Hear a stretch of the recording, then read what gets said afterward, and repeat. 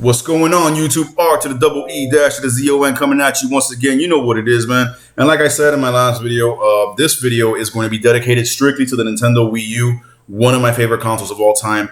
One of Nintendo's biggest failures, unfortunately, financially, but as far as the quality of the system and the experience on that system, it's top notch, man. I've said that since day one, never backing off from that position. As a matter of fact, there's things about the Wii U I like better than the Switch, as much as I love my Switch. So we're going to go basically, okay, so in case you guys don't know, Nintendo just recently announced that starting, next month, which is March, going into March of 2023, a full year, they're going to start to shut down the Nintendo Wii U and Nintendo 3DS eShops. It's going to go in steps. So basically right now, if I'm not mistaken, right now, you can still use a credit card to add funds and buy games. They're going to stop that first and make it just be eShop cards. Eventually, it's going to be no eShop cards. You won't be able to refill the wallet at all. But you can use whatever funds you do have there to continue downloading games. And then they're going to make it so that you can only download games you've already purchased and eventually just shut the whole thing down. Very sad, but this is the natural progression of things. Unfortunately, this is the way things go. But yeah, so that made me say, you know what, bro? Let me make a video where I'm giving love to the Wii U. I'm not really gonna go over the virtual console as far as what games to get on it. You guys know, I mean, it's the same. It's an inferior. I mean, it's still a great virtual console, but it's an inferior version of what we had on the Wii. And now the Switch is an inferior version of what we had on the Wii U as far as the online and as far as the virtual console. But it's the same old games. Mario, all the Marios, all the Zeldas, all the Donkey Kongs. SNES, NES, N64, shit like that. I'm not really gonna go over that. I'm gonna go over actual Wii U titles. For the person who is a Wii U enthusiast or just got a brand new Wii U in 2022 or is gonna get a Wii U in 2022, which I would recommend. Simply because it's going to be one of the hardest, if not possibly the hardest console of all time to emulate because of the gamepad. It's also going to be one of the hardest consoles to preserve because eventually that gamepad's going to go. And once it goes, Nintendo's not selling gamepads. It's going to be a bitch to find a functioning gamepad out there in the wild, which is why years ago I went and bought myself a whole brand new secondary Wii U. So I have my original white basic Wii U that I got on launch day back in 2012, and I got a brand new black 32 gig model just because I wanted to have an extra Wii U and an extra gamepad so that I can enjoy these games long into the future. So for the person that's going to get a Wii U in 2022 or just got one and is wondering, what are the best games? Because a lot of shit is on Switch. A lot of Wii U shit has been ported to Switch, proving that Nintendo fucked up the marketing for the Wii U back in the day and proving that gamers are a bunch of fake-ass shallow bitches because all of a sudden they love Mario 3D World. All of a sudden they love Pikmin 3. All of a sudden Donkey Kong Country Tropical Freeze is amazing. Yeah, well, these games were all on the Wii U before they ported them to the Switch. Anyways, I'm going to go through these games and just, give a brief description of each game and just show you, the must-haves, basically. No particular order. We're going to start off with the franchise that was introduced for the first time on the Wii U that is now a fucking global phenomenon, especially in Japan, and that is Splatoon. See, this is the original Splatoon. Came out in, if I'm not mistaken, 2013, 2014 on the Wii U. This is Nintendo's take on the shooter genre. It's a third-person 4v4 competitive multiplayer game, and where, you can shoot each other, you can wipe each other out, but that's not the name of the game. The name of the game is to spread your color ink across the map, and whoever inks the most, that's the team that wins. Bro, it is so fun because these characters, these inklings as they're called, cute, lovable looking kid characters that can also morph into squids. And, let's say you spray your ink, in a line from here to there, you can turn into a squid and swim through your ink under the ground, which is fucking awesome. And also up walls, so it adds verticality. A lot of cool maps in here. You got ranked battles, regular battles, and you also got a single-player story mode, which is pretty cool boss fights. It's just a great game, man. Great game. Started a phenomenon that is now in esports tournaments and everything. Splatoon is magic, bro. I love Splatoon 2 on the Switch. Don't get me wrong. I play, well, not anymore because it's been a while, but I played it religiously and I got super into it. But there's just something magical about the original. With the gamepad usage and everything, it's so good, man. This is a must-have. People are still playing this online on Wii U today in 2022 in masses. It's not hard to find the game at all. So definitely worth it. From there, we're going to go on to Platinum Games, The Wonderful 101. This was ported over to the Switch. I haven't played the Switch version. I don't think I ever will because I don't double dip when I already have the originals on the console they came out on, unless you're adding something worthwhile. So, but The Wonderful 101 is a great action game. You basically play as a squad of superheroes that you can control up to 100 at a time. And you all move in unison as a group. And these heroes have what's called unite powers, where they can literally, like, let's say that you're on top of a building and the nearest building is a huge gap. You can't jump. You can literally connect all 100 of those heroes and they make a fucking bridge so that you can walk across. Or if you're fighting against a giant mech robot enemy or boss, all the heroes come together and form like a giant sword or a bomb or something. It's awesome. It's so creative. You draw the weapons out on the Wii U gamepad screen. So let's say you want to do you want to turn into a glider so you can glide from canyon to canyon or building to building. You literally on the screen would draw the triangle, boom, and all your people would turn into the triangle and then you control it. Super, super good. A lot of segments in this game use the gamepad very well. Isometric gameplay. Basically, there's one thing going on the TV screen, and then you have a whole different perspective and way of controlling on the gamepad screen, and they interact with each other. Wonderful 101 is action-packed, great story, great fun, great soundtrack, very unique game, and one of Platinum Games' best. Definitely a must-have. A lot of action, bro. It's nonstop. It is nonstop, and the writing and the humor is super funny. Really good. Next, we got The Legend of Zelda Wind Waker HD. The Wii U is a Zelda machine. I don't think there's one Zelda game in the entire history of Zelda, as far as the mainline games, that is not playable on the Wii U. Wind Waker HD is a remake of the GameCube game from the ground up. So it's an HD. The cel-shaded art style has aged beautifully. This game looks like a Pixar movie. Whereas the GameCube one looked beautiful for the time, but you still can see the grainy filter it had on it. This is crystal clear HD.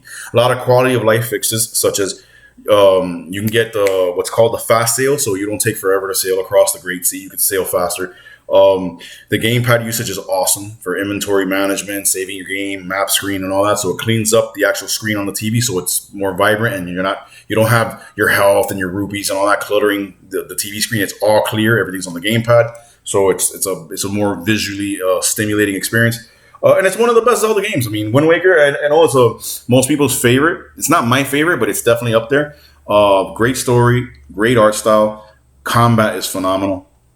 And it's just epic, bro. Sailing across the Great Sea and exploring all these different islands that are there.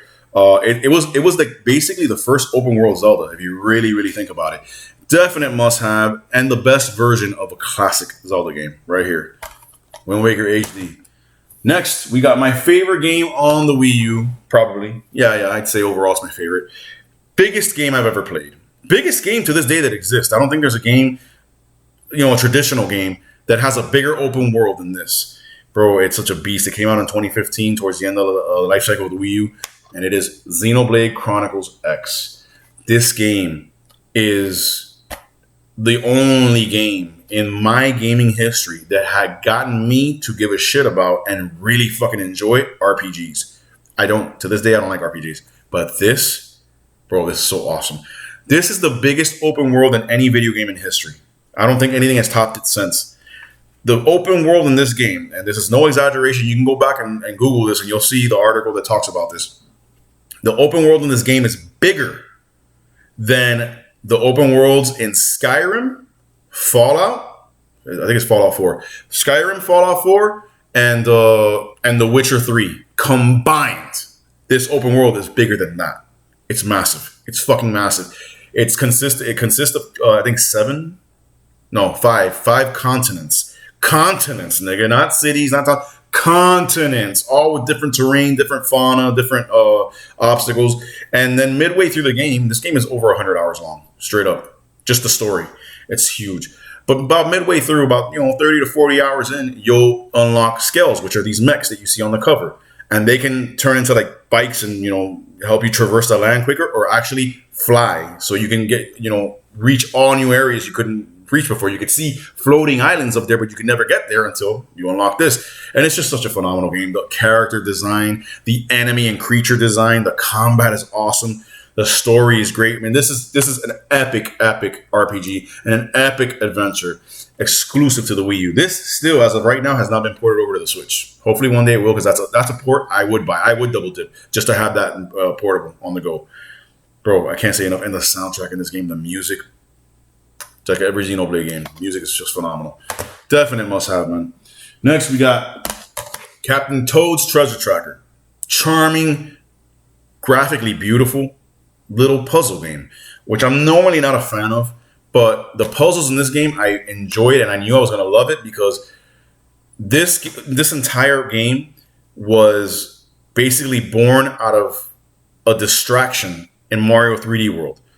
Every course in Mario 3D World, every world had one Captain Toad course that would break up the gameplay. So you weren't playing as Mario, Luigi, or Rosalina, or any of the other characters in 3D World. You were playing as Toad, Captain Toad, who couldn't jump, and you literally used the Wii U gamepad to basically turn the level so you could see it from all different angles, so you would know how to get to the different stars. It was such a fucking great distraction. They said, you know what, we can make an entire puzzle game out of that. And that's what they did. And it's phenomenal, bro. It's such a good game. And if you play it through to its conclusion, the ending of this game is basically the prelude to Mario 3D World. So it goes together beautifully. This has been ported over to the Switch and has DLC and new content on the Switch. So technically that is the better version. But on the Wii U is where it started. And this is the original. So super fun puzzle game. For me, it's the type of game I enjoy in doses. You know, play it for about an hour or so here. Won't play it again for months. Go back, play it another couple hours, and just enjoy it little by little. Very unique puzzles, very good level design. Graphically, it's just gorgeous. It's Nintendo at their best, man. Definite must have. After that, we got the original Mario Kart 8. Now, Mario Kart 8 Deluxe on the Switch is a port of this with a proper battle mode added. That is the only fault this game has. This game is phenomenal. This game, to this day, I still say, is probably one of, if not the cleanest, nicest, graphically looking games of that generation. Over anything on PS4, over anything on Xbox, and on the Wii U, Mario Kart 8 looks like a living, breathing cartoon or 3D animated movie from Pixar. It's just gorgeous. The level design is so fucking badass. The anti-gravity is great. The only problem is that the battle mode in this had you doing battle on the racetracks, which aren't really built for battle. So that's where Deluxe fixes it. And Deluxe also adds a couple new characters like the Inklings and stuff like that. But this is a fucking phenomenal racer. And on the Wii U is where this started. And here's the original. It is definitely worth a buy if you have a Wii U. Fucking great game. The online mode is super fun, super smooth. To this day, you can still play it. Next, the one that started the crossover of the Warriors games with certain franchises from Nintendo, such as Fire Emblem and The Legend of Zelda, we have Hyrule Warriors, the original. Bro, this game is so much fun. I'm not a big Warriors fan, but this game, because it mixes in the Legend of Zelda universe, and you get to play as Link and Ganon and Zelda and all these Sheik, all these different characters from the Legend of Zelda universe, and it brings 3 different Legend of Zelda universes together, like a time warp. It's got Ocarina of Time, it's got Twilight Princess, if I'm not mistaken, and the World Legend of Zelda meets still the master. No. It doesn't say here. Oh, and Skyward Sword. There you go. Skyward Sword, Twilight Princess, and Ocarina of Time all come together in this game. It's just fantastic. And the fucking super moves that each character has to dismantle and dispose of fucking thousands of enemies on the battlefield. Super good. A lot of action.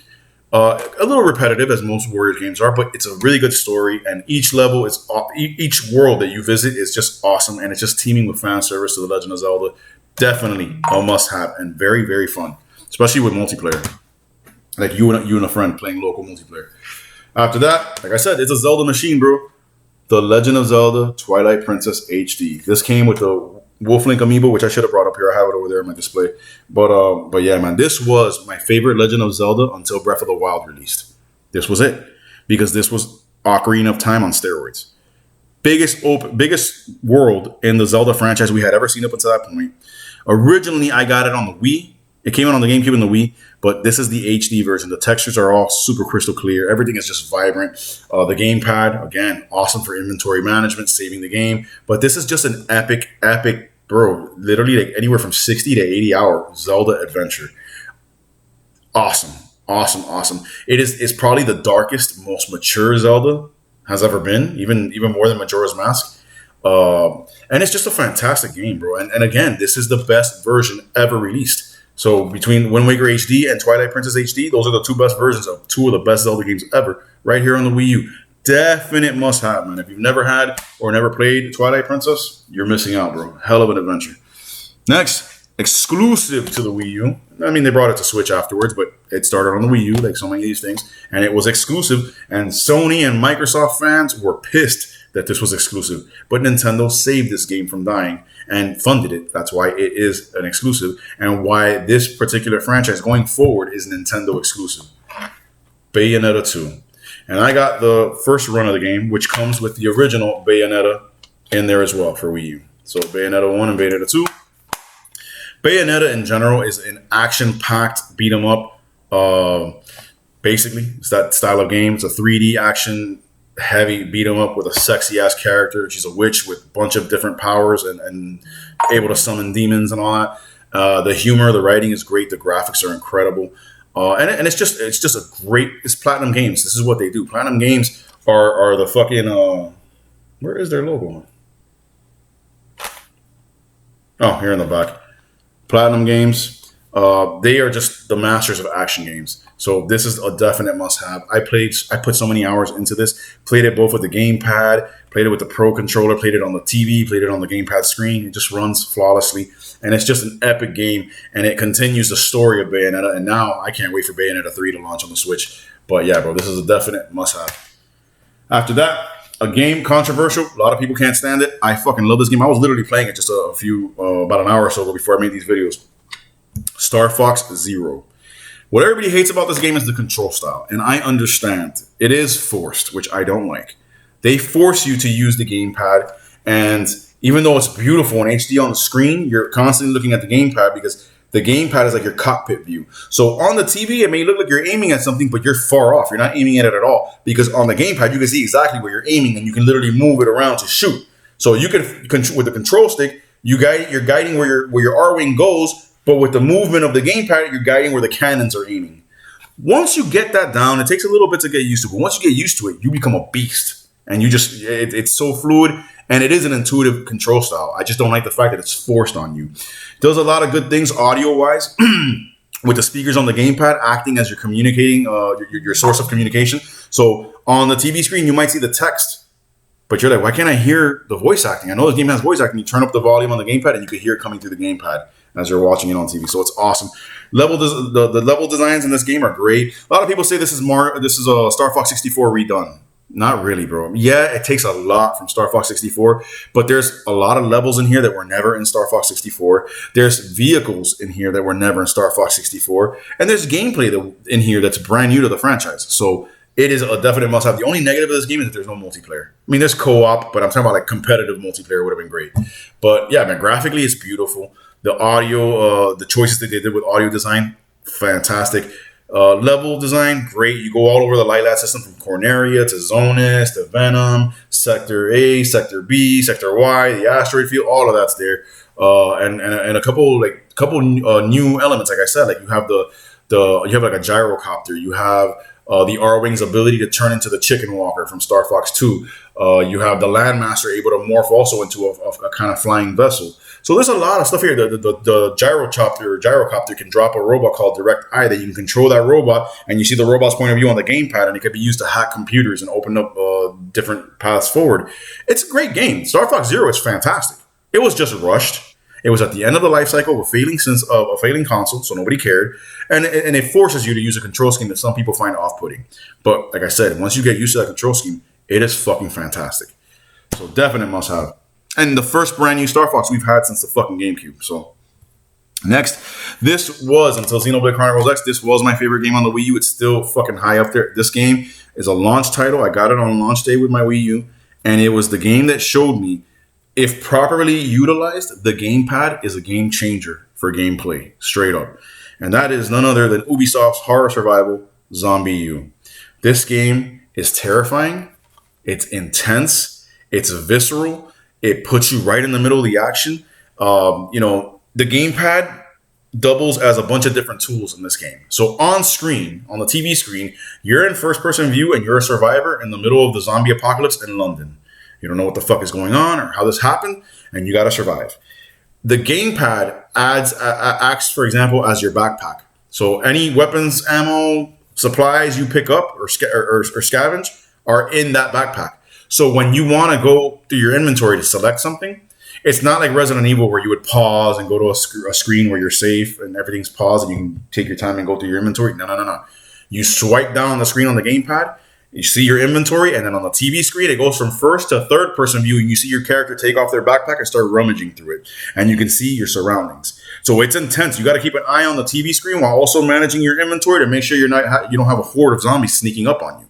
Super intense. It also doubles as your motion scanner.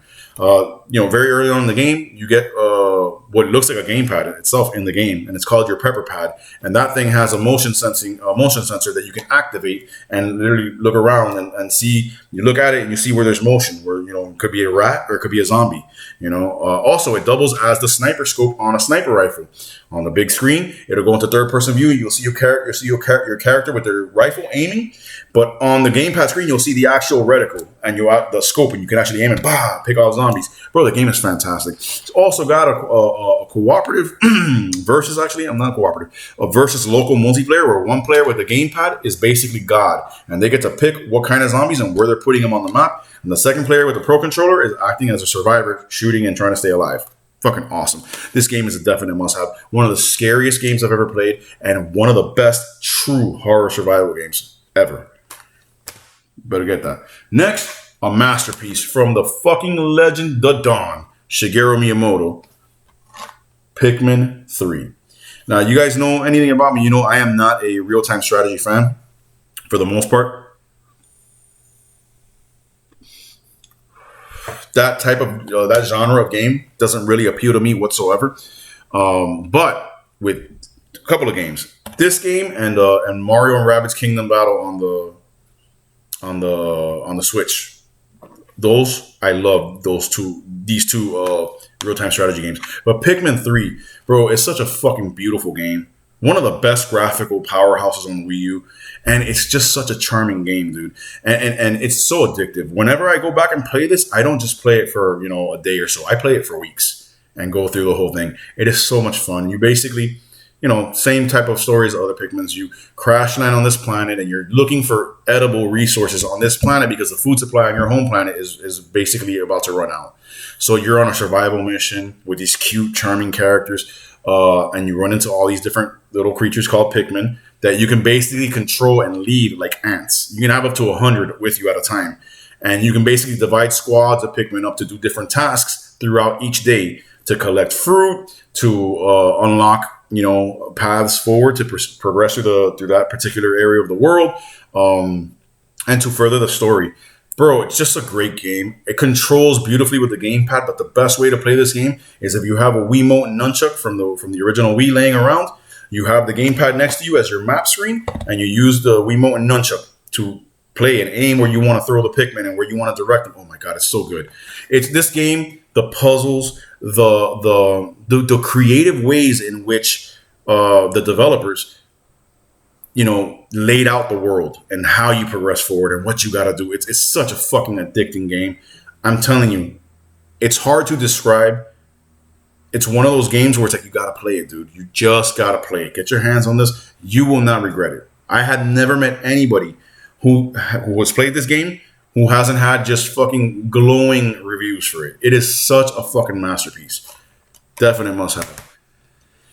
Next up, a hell of a 2D platformer. One of the most charming ones I've ever played, starring one of Nintendo's most lovable characters, and that is Yoshi's Woolly World. In this game, you can tell Yoshi's made up of yarn. The whole world is made up of yarn. It's so fucking great, bro. It looks like such a kiddie game when you look at the cover art. When you turn the game on and you hear the theme music, it seems like a game that's only for kids. Bullshit. It's such a great platformer. Yes, it starts off easy, but there's so many intricate little secrets sewn away in that world that you can unwrap and unyarn and find things. You can collect all these different Yoshis, including Nintendo-themed Yoshi. So you'll have one Yoshi that's the Wii Yoshi, one that's the Wii U, one that's the GameCube, one that's the NES, SNES. Awesome. And just the level design, man. Cooperatively, I used to play this with my ex-wife all the time. Two Yoshis on the screen at the same time, helping each other out. It's just a great 2D platformer, man. And it's possible. In my opinion, this is the best Yoshi game ever made. Crafted World on the Switch is trash. And the Super Nintendo one, Yoshi's Island, for some reason, I never liked it. I don't know everybody does. I didn't care.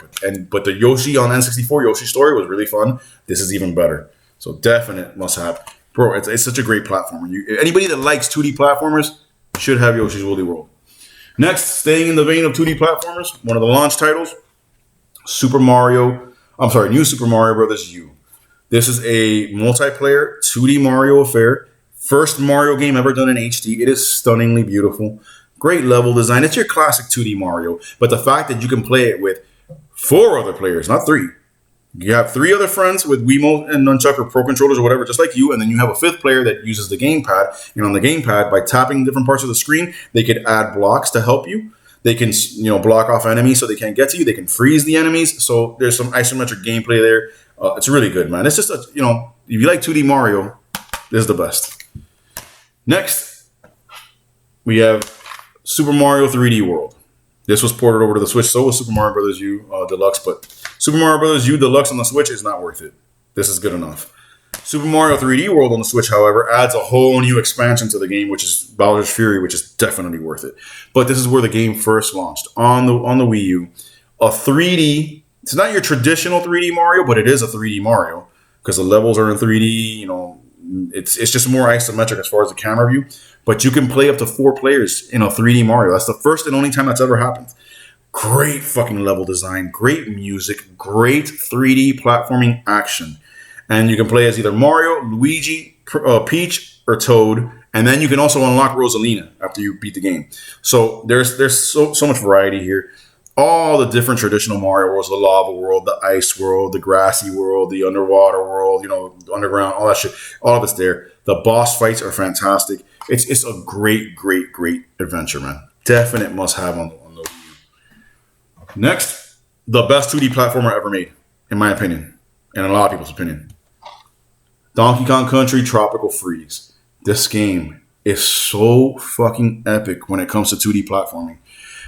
It's 2D platforming, but the camera does do some things where it'll go into 2.5D or even 3D at times. And just the levels are beautifully done. The animation. David Wise, the original composer of the original Donkey Kong Country trilogy on Super Nintendo, comes back to compose the music for this game. So that means the soundtrack is banging. And it's just graphically, it's beautiful. You can play as, you can play as Donkey, Diddy, Dixie, or Cranky Kong. All of them have their own strengths. And what else? Oh, the boss battles in this game are just fucking crazy. It is a hard game, but that's part of the charm of Donkey Kong Country. It's not some fucking elementary school platformer. This is the cream of the crop. You know what I'm saying? Like, there are some fucking crazy levels in here. Great music. Graphics are beautiful. And it's Donkey Kong goodness, man. You must have this. I literally got one of my coworkers to buy a Wii U back in like 2014 when this game launched, just because I showed her this game. She was a diehard Donkey Kong Country fanatic from Super Nintendo. When she found out the Wii U had Donkey Kong Country Tropical Freeze, and I showed her pictures and gameplay of the game, she went out that weekend and bought a Wii U just to have this game. It's that good. And last but not least, the original Super Mario Maker. Bro, I have part 2 on the Switch, and that one's good and all that, but it's not. It's just the magic of the original on the Wii U, man. This game, when this shit launched, creating your own level. I created my entire own Mario game in here. I created Super Mario Bros. 4. All these different levels. But you can create your own levels however you want, upload them, and then share the code that it gives you to your friends so they can find your level online, download it, and see if they can clear it, and vice versa. Bro, when this game came out, me, co-workers, bosses, and supervisors were all communicating with each other. Hey, this is my code for my new level. Check it out. And we were going back and forth. Fucking fantastic game. This literally allows you to make your own Mario game, which is just a dream come true. So yeah, those are all the experiences I felt like I should show you on the Wii U. There's plenty more, man. There's Fatal Frame 5, Maiden of Blackwater, which is awesome. There's some Resident Evil Revelation games on the Wii U, which are also great. There's Man, there's a lot, bro. There's a lot. The only problem with the Wii U, because of Nintendo's shitty marketing back then, it didn't, it didn't sell as well, and so third parties pulled back pretty quick. The Call of Duty games on the Wii U are amazing. Black Ops 2 and Ghost. People are still playing those online today. I can go right now. I actually hooked up my Wii U earlier because I felt like playing. I can go right now on Call of Duty Ghost or Call of Duty Black Ops 2 on the Wii U and find the game without a problem.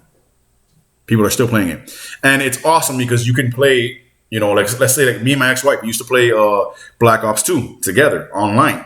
So we would go online, me and her, and play against, people from all over the world. But she had her own dedicated screen on the gamepad and I had the TV screen. That alone right there is a fucking game changer and just brilliant use of the Wii U's advantages. And also it allows you to play with Wiimote and Nunchuck. So I would go and play with Wiimote and Nunchuck because with motion, it's so intuitive. It's so fucking accurate. I'm so much better with a Wiimote nunchuck than I am with thumbsticks in a first-person shooter. So that's fucking awesome. But yeah, there's a lot of great experiences on the Wii U, man. The Wii U is a failure when it comes to financial success. But it's a triumph as far as Nintendo consoles. It had a virtual console, free online, introduced franchises like Splatoon, had some of the best versions of Nintendo franchises on its console. Donkey Kong Country Tropical Freeze is the best Donkey Kong game ever made. Period. Smash Bros. That's another one. Because I don't have it physically. I have it on my hard drive. Smash Brothers for Wii U. Until Smash Brothers Ultimate on the Switch came out, that was the king right there. And Smash Brothers Wii U is still fucking phenomenal to this day. What was I gonna say about it? Smash Brothers Ultimate, Smash Brothers Wii U, whatever. Smash Brothers Wii U is another one. Bro, it's like the Wii U. Yeah, Smash Brothers Wii U at that time was the best Smash Brothers ever. Donkey Kong Country Tropical Freeze, best Donkey Kong game ever. Metroid Prime Trilogy is on the Wii U. I have it there on my hard drive. Mario Kart 8 was the best Mario Kart ever made on the Wii U. Let me see what else.